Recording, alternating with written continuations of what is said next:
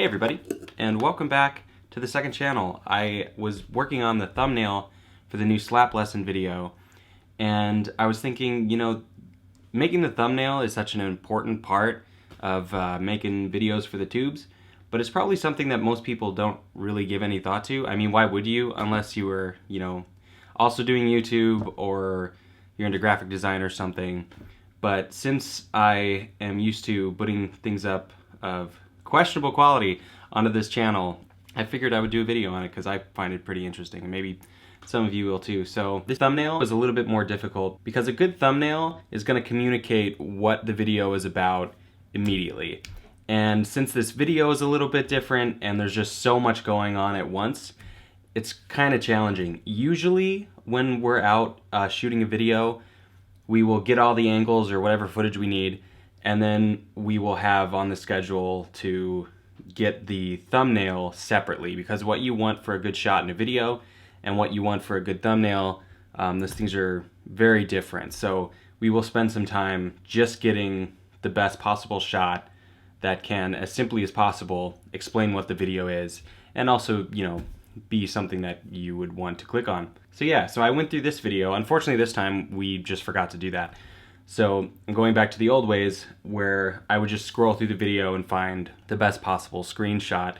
So I went through the video and I wanted to go with this angle because it kind of shows everything that's going on, and the fisheye, looks cool. And in this particular frame, I was leaning back a little bit so I can see the guitar and the snare and bass. I can see Jeff, and the light behind my shoulder gives a good outline to me, which is really important, which we'll get into later. So this was the frame I wanted to use. But first off, these thumbnails are going to be really, really small once you see them, in the related videos or in your subscription box. So this isn't really going to work because all the information, all the necessary information here doesn't really fill the frame. So the first thing that I did was I found a good crop for it, which is just bringing it in.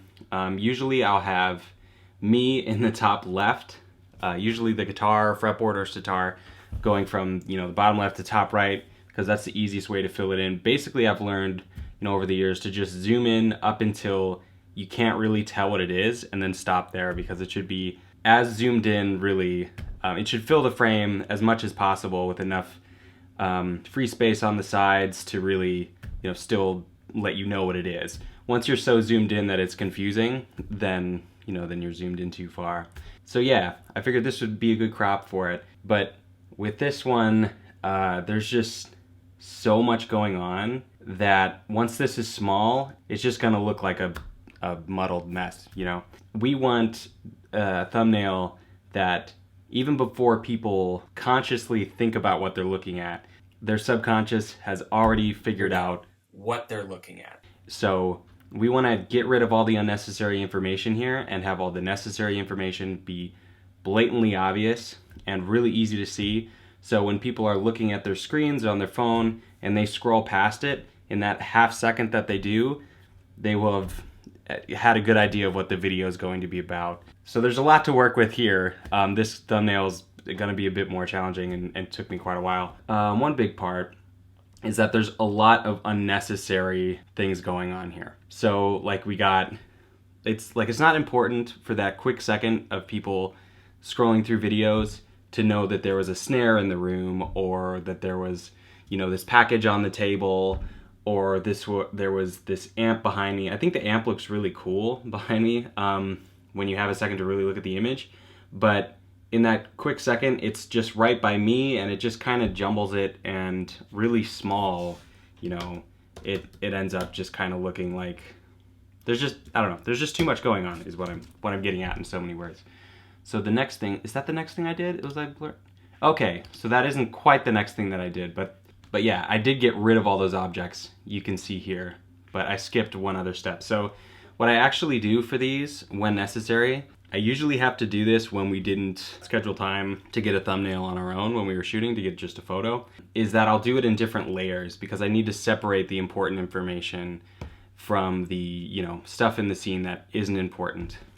So that's the first part of this. It's not the way that I worked on it. It wasn't the order I worked on it, but that's how I have it here in layers. So if you don't do any editing work or photo work, these are all the layers of images. Right now I'm just on the second to bottom one right here, and all these other images are masked out portions of the image that I then edit separately, and you'll see why. So first thing that I did was I got, well, the next layer is the background, and the background needed to be not so eye-catching and a bit blurry because the background is not the most important information. So what I did was I blurred this out, and I have two effects on it now. So it's, you know, a little bit darker. The lights aren't super duper bright. They're not in your face. It's just a little bit smoother. Nothing really pops out at you. So this is going to be the background. And then once I had this, I took it out into another program and just blurred all the unnecessary information. So now everything in here, other than I would love to have gotten rid of the rug because it confuses the image, but I kind of got around to that later, but I got rid of, you know, everything that just gives you more information to figure out in that small image that you don't need, and just makes it look confusing and doesn't make it as clear.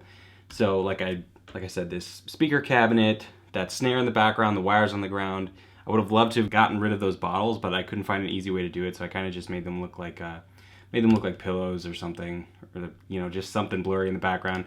I also got rid of the other camera, the stuff on the floor, just blurred all that out. After I did that, like I was saying, I would have liked to gotten rid of the rug because the rug is just kind of looks like static noise, and it's also the same color. It's a lot of the same colors.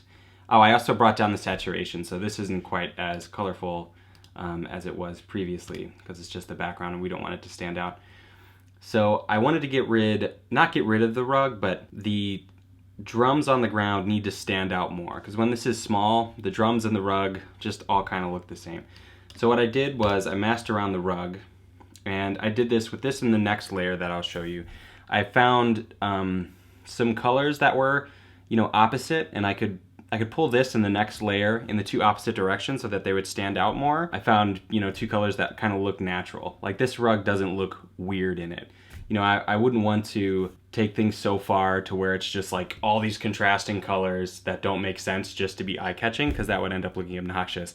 A lot of making a thumbnail is like getting to be as eye-catching, really, but while still the goal being to properly convey what's in the video and not being obnoxious. You know, like way back in the day, some YouTubers in like 2008, 2009, I remember some of the bigger YouTubers just were on the cusp of when they allowed you to edit your own thumbnails, would edit these where it was like just their face and then just a really, you know, orange background or yellow background or something, and it looked really obnoxious, but it really stood out because everyone else had just thumbnails that were randomly generated from the video.